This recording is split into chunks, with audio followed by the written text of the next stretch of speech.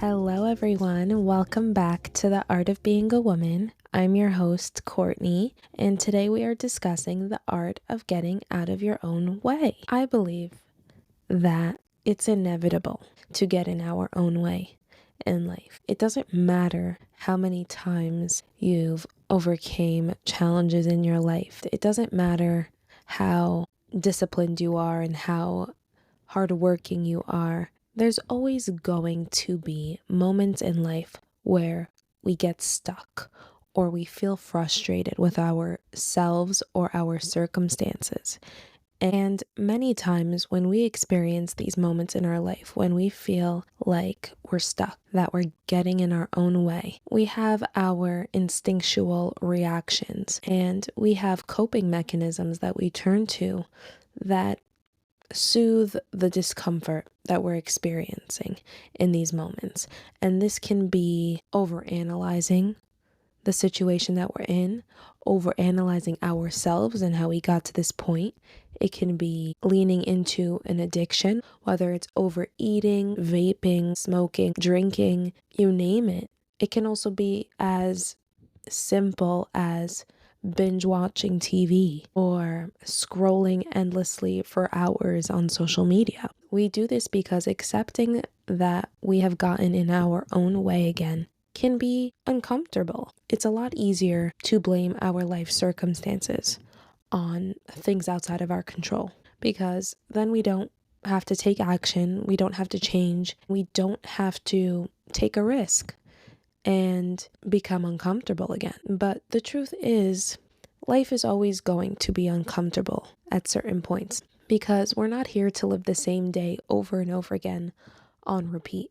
We're here to evolve and become the greatest version of ourselves. We have a potential that we are unaware of in the current moment, but every time we choose discomfort and every time we choose to step out of the current mindset that we're in and we make more conscious choices, more aligned choices that our soul agrees with, not society alone, that is when we start elevating and tap into a higher version of ourselves. And that is truly the purpose of life, in my opinion. I do believe that we create our own meaning to life. So whatever meaning you give to it ends up becoming the purpose of your own life. But truly, I feel that if you focus on becoming a better version of yourself, even when it's uncomfortable, especially when it's uncomfortable, life will become less chaotic and you will feel more in control of how you experience life. Instead of feeling like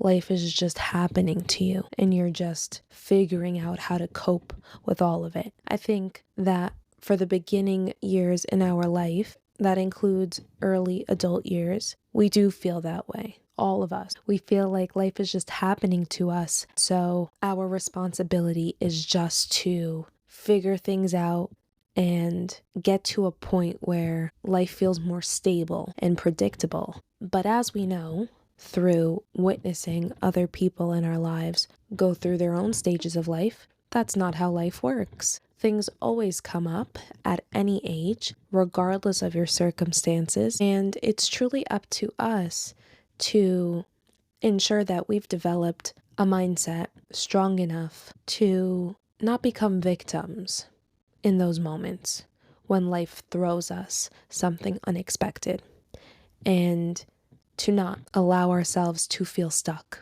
when we're met with something uncomfortable. The more that we practice getting out of our own way on a micro level, when we feel slight discomfort in certain areas of our life, the easier it will be to get out of our own way with the things that happen in our life on a more macro level. Big life changes. This is not an easy thing to do, especially not in the beginning when you're first taking accountability for your life. But the truth is, it's something that becomes unavoidable as time goes on. The older you get, the more life is going to put you in a position to take full responsibility for your actions. And this is why I created this post. It was my intention to provide some guidance on how to really get out of your own way when you do feel stuck in life and you know deep down that you're the cause of it. It takes tremendous self-awareness and it takes tremendous accountability to admit that we are getting in our own way. So if you are listening to this podcast episode, know that you are mentally stronger than many people by default. But now you want to take it a step further because we never want to stay the same. That's how we get stuck. And that's how we get in our own way. The 4 steps that we're going to get into are the following. 1. Stop fighting with yourself internally. Step 2. Break the habits that help you escape yourself. Step 3. Don't resist the flow of your life. And step 4. Decide to be on your own team. Let's get into step 1. Stop fighting with yourself internally. If you are a self-aware person like myself, many times when you do feel stuck in life and you feel like things aren't moving as fast as you would like them to, you know what you want from life, you know what you want from yourself, but you're just not getting there as quickly as you hoped, or you don't even know what steps to take to even achieve your goals. When that happens, as a self-aware person, it's almost a default reaction to start blaming yourself and to start critiquing yourself to a point of self-judgment. And the thing is, self-awareness is amazing, but it's not meant to be used to belittle ourselves and to degrade ourselves. Because think of it this way. If there is someone in your life that cares about you, that loves you, and knows that you have potential for greatness, but you're getting in your own way, do you think that if they were condescending and judgmental, that you would be motivated to get out of your own way? I hope the answer is no. I feel like if you are used to receiving tough love, you might say, yeah, that does help. And you might be thinking of a physical trainer that is harsh and almost playfully bullies you into becoming better. But it never works long term. It's only feeding the part of you that's so used to being hard on yourself and so used to criticism. And you're being fueled by negativity, and you don't want that. You don't want negativity to be the reason why you take action. We have to use our self-awareness to be more objective. Don't internalize why you're getting in your own way. Just understand and accept that you are getting in your own way and make a conscious decision that you are going to help yourself get out of this situation. Decide to be on your own team. It's hard enough to battle with self-doubt and the thoughts that we get met with on a daily basis, challenging our self-confidence. Don't make it harder for yourself by adding on to it and ruminating in the negativity. I touched on discomfort more in depth in a different podcast episode, and it's a good episode. I recommend it if you haven't listened to it yet. It ties into getting out of your own way for sure. But understand that discomfort is not negative. It doesn't feel good, but that doesn't mean it's a bad thing. It's the same thing as sadness or anger. Those emotions don't feel good, but that doesn't mean that they're bad. They're necessary, just like everything else is in life. Discomfort exists because it's a signal from our soul letting us know that what we're doing, how we're living, what we're experiencing is not in alignment with what our soul wants and what we truly desire deep down. Many times, the pressure from society and expectations that are placed upon us that we internalize and prioritize gets in the way of what we truly want. And we don't allow ourselves to even consider doing what makes us happy because we feel like we don't have a choice. We feel like we must follow a certain path, or we will not be able to survive or function in our society, in our community, whatever the case may be. And we can pretend that the things that we're doing because we feel obligated to do them are more important than the things that truly make us happy on a soul level. But eventually, our soul will build resentment because you're lying to yourself, and no one else is going to know that but you. You feel it and you're uncomfortable. That's truly what discomfort is. It's to show you you need to switch gears. But of course, we have free choice. So you can feel discomfort all you want, but you don't have to do anything about it. You can decide to push it aside, to suppress it, to numb it, whatever you may do to deal with discomfort. Eventually, life will become chaotic. Not entirely, but in the areas where we are suppressing our discomfort. Because the design of our life and the way that each and every one of our lives unfold is very perfect when you zoom out. Whenever we're experiencing chaos, it's truly because we wouldn't have made the necessary changes on our own. We wouldn't have brought ourselves into alignment voluntarily and consciously. So that's why sometimes certain relationships fall apart, certain jobs fall apart, and certain plans fall apart from our limited perspective in the present moment. We can see it as a tragedy. But when we zoom out and we allow ourselves to accept that there's a bigger picture, we realize that everything chaotic happens for us, for our highest good. It's up to us to acknowledge that. So when you catch yourself fighting with yourself internally, decide if you're going to allow your discomfort to turn you against yourself, or are you going to be grateful that you experience this discomfort and ask yourself, what is not aligned for me right now in life? What is my soul trying to bring to my attention? What would truly make me happier? And from there, you can be on your own team and you can help yourself get unstuck and get out of your own way. Step 2. Break the habits that help you escape yourself. Most of us know exactly which habits we use to escape ourselves. Whether we're scrolling for hours on TikTok, Instagram, staying busy, meaning you don't let yourself sit down, whether you go from cleaning one thing in the house to the next, to calling one person to the next, anything to avoid sitting still and being with yourself in silence, overworking, binge watching TV the second you get a chance to relax. Those are all forms of escaping yourself. And we all do it from time to time. It happens. This isn't something to be ashamed about. It's something to be aware of course, but choose differently as much as possible. I'm not saying to never scroll on your phone, never watch TV, never busy yourself in the house and keep things organized. What I'm saying is, whenever you do fall into those habits, whenever you do decide to scroll, whenever you do decide to watch TV, so on and so forth, check yourself. Ask yourself, do I really need to be doing this right now? Or is it possible that I'm avoiding myself? Am I avoiding my feelings? Am I avoiding some discomfort? In the beginning, focus on that. Focus on not necessarily cutting out TV, cutting out scrolling, but call yourself out on it. Tell yourself, I'm scrolling on my phone for an hour because I am so drained from the entire day.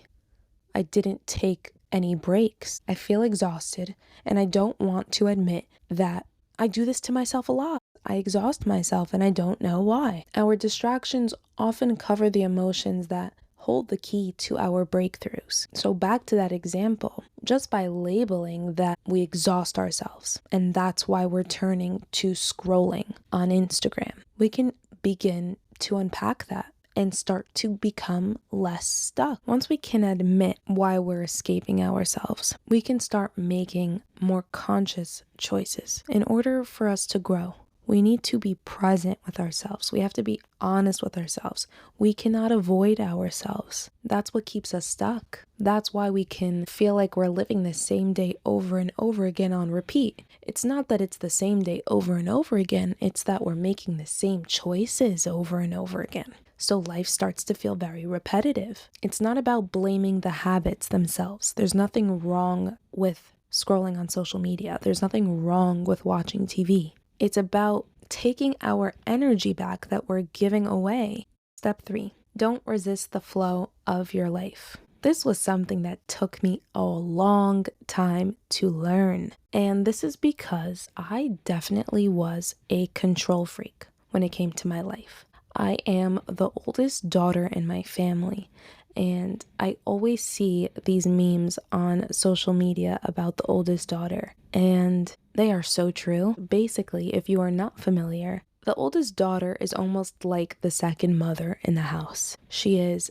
very independent, very responsible, and almost to her detriment. She doesn't really know how to relax. She doesn't know how to go with the flow. And that's because there was a lot of expectation on her to become very mature and responsible from a young age. I feel like I spoke about this maybe in one of my first episodes, and I mentioned that I love this part of myself, and I still do. Yes, there's cons to it, but I also really love the pros. I love that I know how to be responsible. I love that I take life seriously. But something that I didn't realize I was doing that was keeping me stuck and was causing me to get in my own way constantly was that I didn't know how to go with the flow of my life. When it came to choices that were in my control, such as which career to follow, what clothes to buy, what things to do with my free time, I was very decisive, and I still am. I know what I like to do, I know what I like in general, and I go with it. But when it comes to things that I just simply cannot control in life, whether it's the timing of certain things, this can be moving out of my parents' house, this can be starting new relationships. These were things that were clearly not where my life was heading at the time. This doesn't mean that it wasn't possible. I could have definitely force manifested it and saved up a ton of money and moved out as soon as I could. But I knew that I didn't want to live check to check just to live on my own. And I knew that I didn't want to settle in relationships in my life. So using the dating apps and going to any and every event that happens in my city just didn't seem aligned to me. It seemed very forced and very fake. So when I would first think about these areas of my life and how I had desires and they felt so out of reach, I was initially very disappointed because I felt like, well, if things aren't happening, it's because of me. I truly believed that everything was within my control. It wasn't until I began learning more about spirituality through Kabbalah and reading a lot on philosophy, they all were saying the same thing. Life has its own flow. Life is like a stream of water, so it's always moving. It might not be moving exactly how we want it to, at the exact pace we want it to, but to get so upset about that and to get so frustrated with that is a waste of time and energy. It's almost like a lazy river. I just heard that analogy and I can't recall where I heard it, but it's great. I believe it was an Abraham Hicks podcast episode I was listening to. Either way, life is like a lazy river. You sit on the tube and you don't get frustrated when it pulls you in different directions. You know eventually you're going to go around completely and come back to where you started. You just enjoy the journey. And life is the same exact way. So if you are feeling frustrated or you feel stuck because there's something that you're trying really hard to achieve and it's just not happening for you, chances are it's not in alignment with the flow of your life. That doesn't mean that you're never going to receive these things or achieve these things. It's just not now. And in this present moment, it can feel unfair. It can feel unreasonable, like it makes no sense. But in a year from now, in 2 years from now, we'll understand why certain things took longer than others. The truth is, life is less about the goals that we set and the things that we achieve. The true essence and significance of life is who we become on that path. So if, let's say, your goal is to become famous, if you were to wake up tomorrow and be famous, you would have to figure out how to deal with the fame in a way that doesn't destroy you mentally, emotionally, spiritually. And that can be very hard because that's like someone giving you $1 million.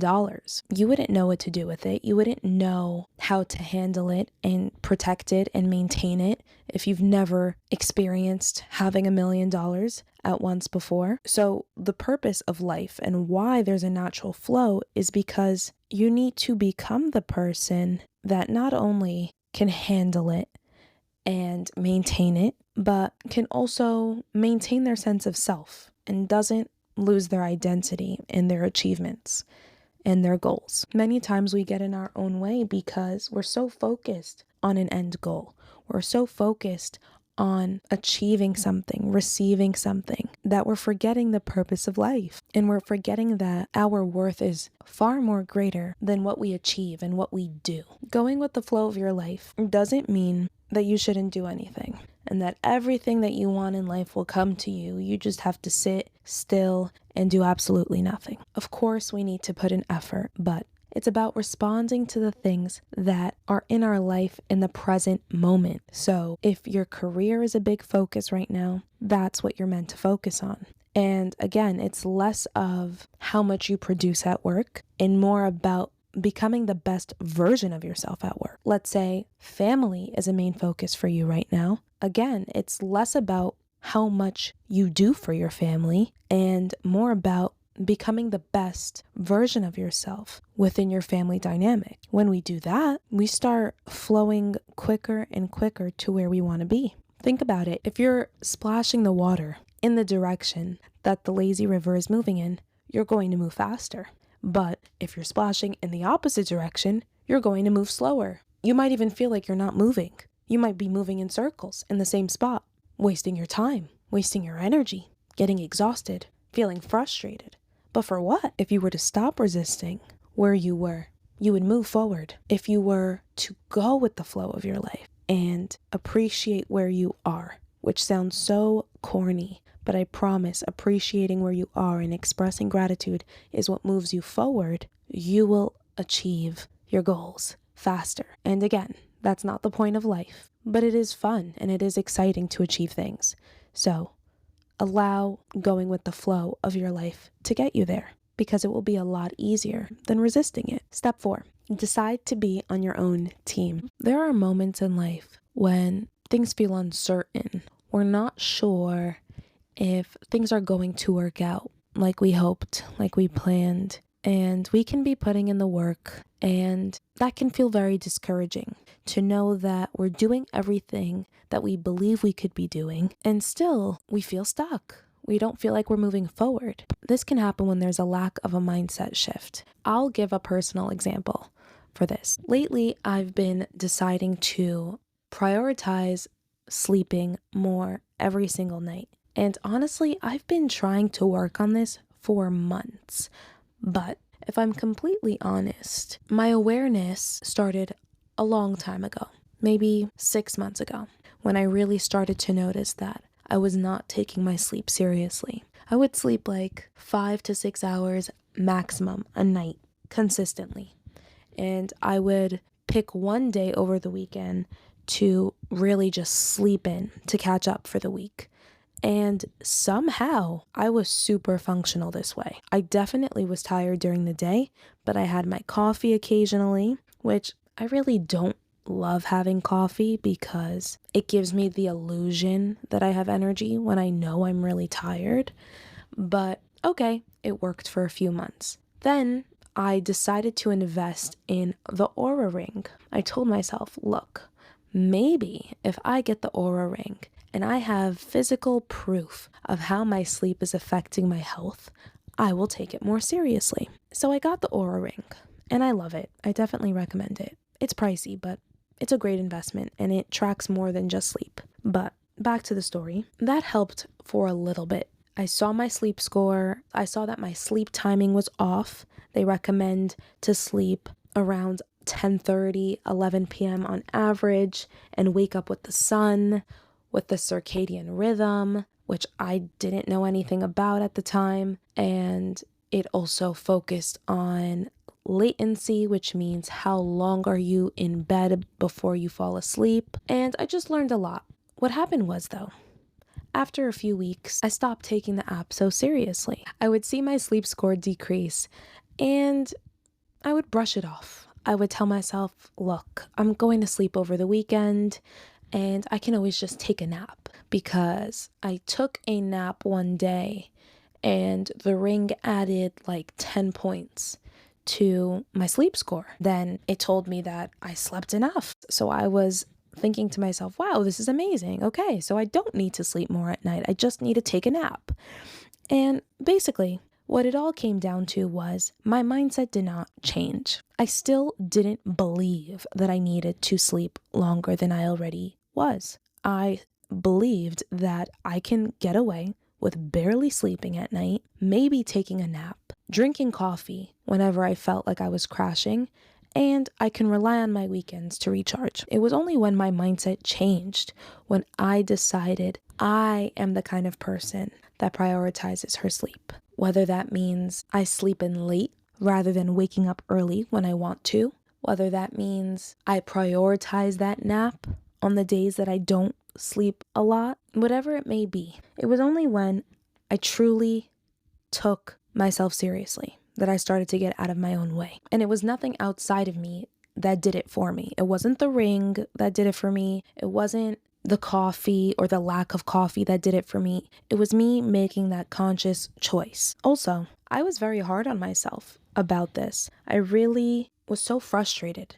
that I could not get everything done in a timely manner at night so that I can be in bed early and have a good regular night of sleep. I believe that me being hard on myself and fighting with myself internally is also what led to that resistance, and that definitely led to me not being on my own team. Like I mentioned in the beginning of this episode, if someone cares about you, but they're judging you and putting you down in the process of telling you how to be better, you're less likely to listen. So that was kind of what I was doing to myself without realizing it. I say this story to put into perspective the purpose of this step. We can be doing so many things right. We can be putting in the effort, and we can be working towards something that is completely within our control, like I was with my sleep. But if you are not on your own team and you are still fighting with yourself internally, you are getting in your own way. You will remain stuck. We must stay loyal to ourselves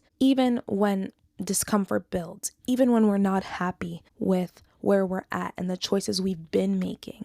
It's the only way that we can build that self-acceptance that we need. I hope that this episode helped you look at getting out of your own way in a new light. And I hope that it allows you to lessen the pressure that you might be putting on yourselves for whatever it is that you can be feeling stuck on. It happens to all of us. It happens to the best of us.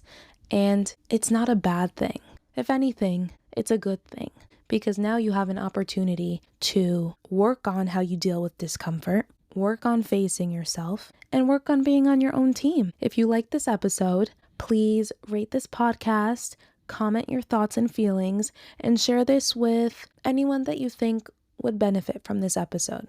I love you all. I hope you have an amazing week. Until next time, bye for now.